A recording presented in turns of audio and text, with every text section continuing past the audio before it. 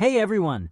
Welcome back to challenging but essential English words American students learn. In this lesson, we'll explore words for taking action, making thoughtful decisions, and accepting responsibility for what follows. Let's begin. First word, audacious.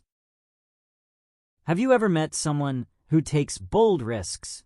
The kind of person who dares to do what others only dream of? That's what audacious means.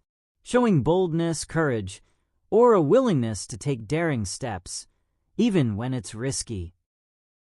For example, he made an audacious decision to quit his job and start his own company. Their audacious plan to climb the mountain without a guide surprised everyone. You might also say bold, fearless, or daring. And the opposite would be timid, cautious, or hesitant. The noun form audacity means bold courage, sometimes even too much confidence. For example, she had the audacity to question the director's decision in front of everyone. It can sound positive or negative depending on context, brave or a bit rude. Let's hear how people really use it. He pitched an audacious idea to the investors. And it actually worked. Fortune really does favor the bold. That was an audacious move. Telling your boss you needed time off mid-project. Yeah, but sometimes honesty pays off more than hesitation. She wore the most audacious outfit at the event. She always finds a way to stand out. Confidence looks good on her. Audacious reminds us that progress often begins with courage, whether it's speaking up, starting something new, or taking a leap of faith. Sometimes being bold is the only way to grow. Second word, confiscate. Have you ever noticed how quickly something can be taken away when rules are broken? Like a phone during class or snacks in the library. That's when someone confiscates it, meaning to take something away by authority, usually as a punishment or to enforce rules. For example, the teacher confiscated all the phones during the exam. Airport security confiscated the items that weren't allowed on the plane. You might also say seize, take away, or impound. And the opposite would be return, give back, or restore. Confiscate often appears in formal or legal contexts, at schools, borders, or workplaces. The noun form confiscation refers to the act itself. The confiscation of fake products protected the brand's reputation. It's frequently used in the passive voice, as in phones were confiscated during the test. Let's hear how people really use it. The guard confiscated my water bottle before the concert. Yeah, they have super strict rules about outside drinks. My teacher confiscated my earbuds during class. At least you'll get them back at the end of the day. Customs officers confiscated hundreds of illegal goods. That's their job, to keep things fair and safe for everyone. Confiscate reminds us that freedom comes with responsibility. When we misuse what we have, we risk losing it. But when we respect the rules, we show maturity and earn trust. Third word, conscientious. Do you know someone who always checks their work twice, keeps promises, and tries to do what's right even when no one's watching? That person is conscientious, careful, responsible, and guided by a strong sense of right and wrong. For example, she's a conscientious student who always does her best on every assignment. The nurse was conscientious about keeping every record accurate and complete. You might also say responsible, diligent, or thorough. And the opposite would be careless, irresponsible, or negligent. The noun form conscience means an inner sense of right and wrong, your moral guide. For example, he couldn't lie, his conscience wouldn't let him. Being conscientious means you act according to that inner voice. It's about doing the right thing even when no one's watching. Let's hear how people really use it. She's so conscientious. She checks every document twice before submitting it. That's why everyone trusts her work. He's conscientious about recycling and saving energy. Small actions like that really add up over time. I try to be more conscientious with deadlines. That's a great habit. Consistency builds credibility. Conscientious reminds us that true integrity shows in the details. Doing your best, even in small things, builds trust. And trust is what makes people rely on you. Fourth word, depict. Have you ever looked at a picture or read a story that made you see something clearly in your mind? That's what depict means. To show or represent something through art, words, or description. For example, the mural depicts scenes from the city's history. Her novel vividly depicts the struggles of growing up in a small town. You might also say show, illustrate, or portray. And the opposite would be distort, misrepresent, or conceal. The noun form depiction means a representation or description. For example, the film's depiction of friendship felt honest and real. You'll often see depict in writing about art, literature, or film, anytime something brings an image or emotion to life. Let's hear how people really use it. This painting beautifully depicts the peace of rural life. It almost feels like you can step right into it. The documentary depicts how technology changes human connection. That's such an important story for our time. How would you depict courage in your writing? Maybe through quiet actions, not just big speeches. Depict reminds us that how we represent the world shapes how others see it. Whether through art, stories, or simple words, every depiction carries power to inspire, to teach, or to change perspective. Fifth word, embark. What happens when you decide to start something big? A new journey, a new project, or even a new chapter in life. That's when you embark. It means to begin something important, or to set out on a journey, especially one that takes courage and preparation. For example, they embarked on a long voyage across the Pacific Ocean. After graduation, she embarked on a career in environmental science. You might also say begin, start, or undertake. And the opposite would be finish, complete, or end. You'll often hear embark on or embark upon followed by a noun, like embark on a journey or embark on a project. It originally referred to getting on a ship, but now it's used for any new and meaningful beginning. Let's hear how people really use it. We're about to embark on a new semester. Fresh start, new goals, new lessons. He's embarking on a business venture with his friends. That takes guts, but great things often start with risk.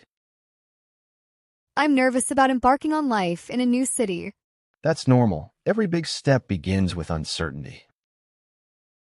Embark reminds us that every journey begins with a single brave decision. No path is certain, but the act of starting, of saying yes to the unknown, is what leads to growth and discovery. Sixth word, inkling. Have you ever had a tiny feeling that something was going to happen, even before you knew for sure? That's an inkling, a slight idea, hint, or suspicion about something. For example, I had no inkling that she was planning a surprise party for me. He left early, but I had an inkling he'd come back with good news. You might also say hint, notion, or suspicion. And the opposite would be certainty, clarity, or assurance. Inkling is often used with have. Like have an inkling that or have no inkling of. It's perfect for describing early awareness, when your intuition notices something your mind hasn't figured out yet. Let's hear how people really use it. Did you know they were dating before everyone else found out? I had an inkling. The way they looked at each other during meetings kind of gave it away. He acted so surprised when they promoted him. But do you think he already knew? Honestly, I think he had an inkling all along. He'd been working harder than usual lately. I walked into class with no inkling the exam would be that tough. Same here. I thought it'd be a quick quiz, not a full-on challenge. Inkling reminds us to trust our subtle instincts. Even a small sense of knowing can help us prepare, stay alert, or appreciate the surprises life brings. 7th word, lackadaisical. Have you ever seen someone doing something so slowly or carelessly that it's clear their heart just isn't in it? That's lackadaisical. It means lazy, unmotivated, or showing little enthusiasm or effort. For example, his lackadaisical attitude toward schoolwork worried his parents. The team lost because they played in a lackadaisical way, without energy or focus. You might also say lazy, sluggish, or half-hearted. And the opposite would be energetic, motivated, or determined. Lackadaisical is often used to describe attitude or performance, not just physical laziness, but lack of interest or care. For example, she gave a lackadaisical response, as if she didn't really care. It's a slightly formal or humorous way to criticize someone's effort. Let's hear how people really use it. Why did the project fall behind schedule? Honestly, the team's been kind of lackadaisical lately. No one's showing much urgency to get things done. The coach was upset because the players seemed so lackadaisical during practice. Yeah, they acted like it didn't matter. But effort always shows in the final result. I've been feeling lackadaisical about studying this week. It happens. Just take a short break and come back with fresh energy. Lackadaisical reminds us that doing something halfway often costs more energy than doing it well. Commitment brings clarity, and when you care, even small actions start to matter. 8th word, mutiny.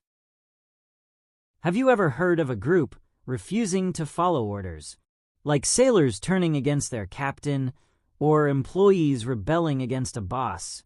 That's a mutiny, an open rebellion against authority, especially by those expected to obey it. For example, the sailors started a mutiny after months of unfair treatment. The manager feared a mutiny when the staff refused to work overtime without pay. You might also say rebellion, uprising, or revolt. And the opposite would be obedience, loyalty, or submission. The verb form mutiny means to rebel against authority. For example, the soldiers mutinied after their leader broke his promise.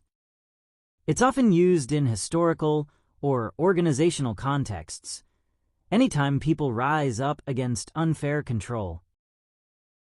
Let's hear how people really use it. The crew nearly started a mutiny when the captain refused to share the supplies. I can't blame them. Hunger and exhaustion can make people desperate for fairness. There's a quiet mutiny happening in the office. Everyone's ignoring the new policy. That's what happens when rules don't feel reasonable or transparent. The stories about students who organize a mutiny against a strict school system. Sounds powerful. Sometimes rebellion is the first step toward change. Mutiny reminds us that when people feel unheard or mistreated, resistance grows naturally. Leadership built on respect prevents rebellion, because people follow those who listen, not those who control. 9th word, pilfer. Have you ever noticed how some people take little things. Not huge thefts, but small items that don't seem to matter, like pens, snacks, or office supplies. That's what pilfer means. To steal small things, often repeatedly or secretly. For example, someone's been pilfering snacks from the break room again. As a kid, he used to pilfer coins from his dad's desk just to buy candy. You might also say steal, snatch, or take without permission. And the opposite would be give, return, or donate. The noun form pilferer means a person who steals small things. For example, the store installed cameras to catch frequent pilferers. It's a milder word than rob or burglarize, since it's about minor theft, but still shows dishonesty. Let's hear how people really use it. Someone keeps pilfering my lunch from the fridge at work. Seriously?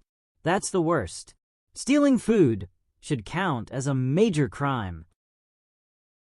The kid admitted he'd pilfered a few candies from the store. At least he told the truth. It's a good time to learn honesty early on. I think the cat pilfered one of my socks again. Maybe it just wants attention, or a secret fashion statement. Pilfer reminds us that small wrongs add up over time. Even tiny acts of dishonesty can quietly damage trust. And trust, once lost, is hard to earn back. 10th word, profusion. Have you ever walked into a garden overflowing with flowers or seen lights covering an entire city during a festival? That's a profusion, a large amount or great abundance of something. For example, the garden was filled with a profusion of colorful roses. There was a profusion of food at the celebration, enough for everyone and more. You might also say abundance, overflow, or plenty. And the opposite would be scarcity, shortage, or lack. Profusion often follows a or in, like a profusion of flowers or decorated in a profusion of colors. The adjective form profuse means plentiful or generous. For example, she offered profuse thanks to everyone who helped. Let's hear how people really use it. The park was covered in a profusion of cherry blossoms this spring. I saw that. It looked like the whole world had turned pink for a moment. His desk is buried under a profusion of papers and coffee cups. Sounds like creativity at work. Or maybe just procrastination. The festival was amazing. Music, lights, food. A real profusion of joy everywhere. I love that. When abundance isn't just about things, but about energy in life. Profusion reminds us that beauty often comes from abundance, not of possessions, but of gratitude, kindness, and creativity. When we give freely, life responds in profusion. 11th word, prudent. Do you ever stop to think carefully before making a big decision, like saving money instead of spending it right away, or waiting to speak until you're sure? That's being prudent, acting with good judgment, caution, and wisdom about what's best in the long run. For example, it's always prudent to save some money for emergencies. She made a prudent choice to double-check the contract before signing it. You might also say wise, careful, or sensible. And the opposite would be reckless, careless, or impulsive. The noun form prudence means careful wisdom, the habit of thinking ahead. For example, his prudence helped the company avoid financial trouble. You can also use imprudent for the opposite, meaning unwise or careless. Let's hear how people really use it. I was thinking about buying a new car, but maybe I should wait until next year. That's a prudent idea. Better to plan when you're sure about your finances. She's always prudent with her time, making sure to balance work and rest. That's probably why she never seems stressed. She manages herself well. Do you think it's prudent to tell him everything right now? Maybe not yet. Sometimes patience is the smartest move you can make. Prudent reminds us that wisdom isn't about knowing everything. It's about pausing, thinking, and choosing with care. Every thoughtful decision builds a stronger foundation for the future.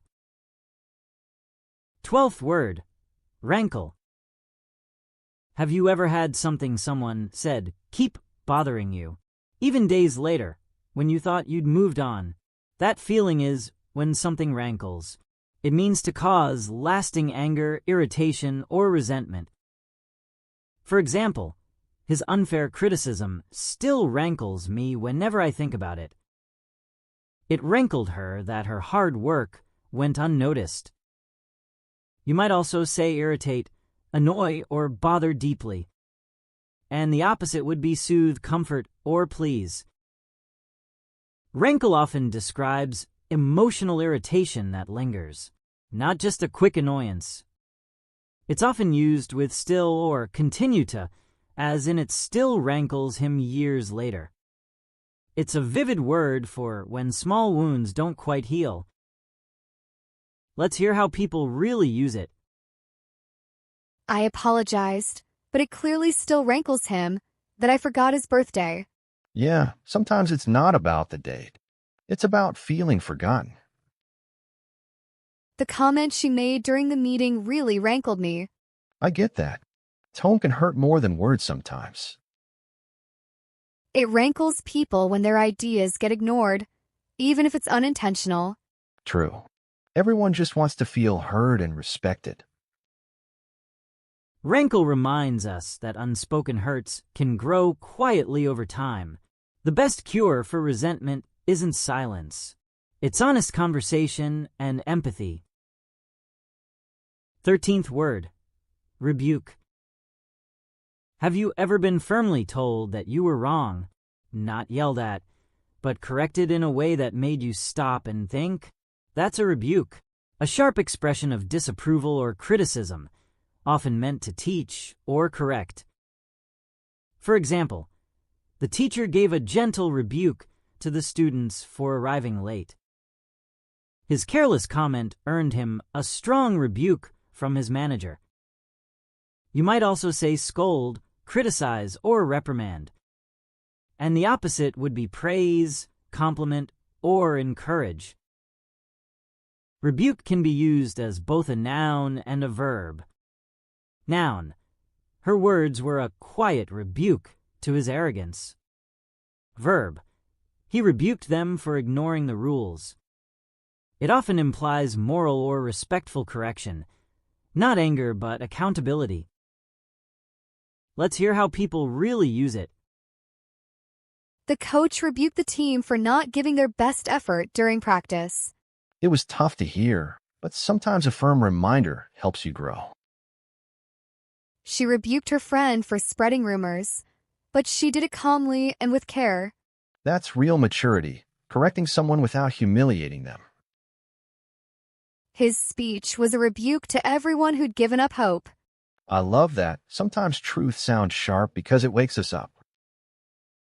Rebuke reminds us that correction, when given with respect, can be an act of care. It teaches that honesty isn't cruelty. It's a sign that someone believes you can do better. 14th word, serene. Have you ever found yourself in a place so calm and quiet that the noise in your mind finally faded away? That's serene, peaceful, calm, and free from worry or disturbance. For example, the lake looked serene in the morning light. Even in stressful times, she remained serene and composed. You might also say calm, tranquil, or peaceful. And the opposite would be tense, anxious, or agitated. The noun form serenity means the state of being calm or at peace. For example, he meditated every day to find a sense of serenity. Serene can describe both a person's mood and an environment, from a serene smile to a serene landscape. Let's hear how people really use it. I love how serene the park feels early in the morning before anyone else arrives. Yeah, it's like the world hasn't woken up yet. Just peace and soft light. She stayed serene even when everyone else was panicking about the deadline. That's real strength. Calmness under pressure is its own kind of power. The view from the cabin was so serene, I didn't even want to check my phone.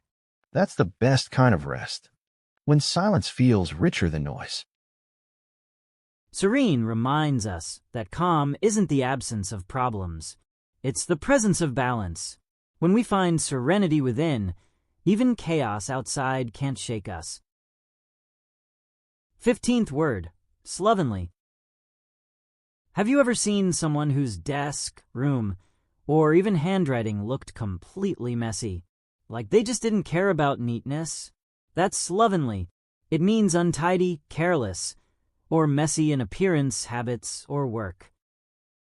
For example, his slovenly desk made it hard to find anything important. She apologized for her slovenly handwriting on the rushed note. You might also say messy, unkempt, or careless. And the opposite would be neat, organized, or tidy. Slovenly can describe both a person and their behavior, not just physical mess, but careless attitude. For example, he gave a slovenly presentation, speaking without preparation. It comes from an old word meaning lazy or careless in habits. Let's hear how people really use it. His workspace is so slovenly that I'm surprised he ever finds his laptop. True. Creativity is great, but a little organization wouldn't hurt. The report looked slovenly. Tons of typos and missing sections. Yeah, it gave the impression he didn't take it seriously at all. I tend to get a bit slovenly when life gets too busy. Happens to everyone. Neatness usually returns when peace does. Slovenly reminds us that how we care for our surroundings reflects how we care for ourselves. Order outside often brings clarity inside, and small acts of tidiness can restore focus and calm. Great job! You've completed Lesson 5, Action, Decision, and Responsibility. In this lesson, you learned words that show how people take risks, make choices, and act with care. From being audacious and bold to being prudent and thoughtful. These words might feel a bit advanced, but they're powerful. They help you express ideas clearly not only in real life, but also in academic writing, essays, and discussions. The more you use them, the more confident and precise your English will become. Keep practicing, keep choosing wisely, and you'll see your words and your mindset grow stronger every day. If you enjoyed this lesson, don't forget to like, subscribe, and leave a comment about which word inspired you the most or felt most useful. See you in Lesson 6.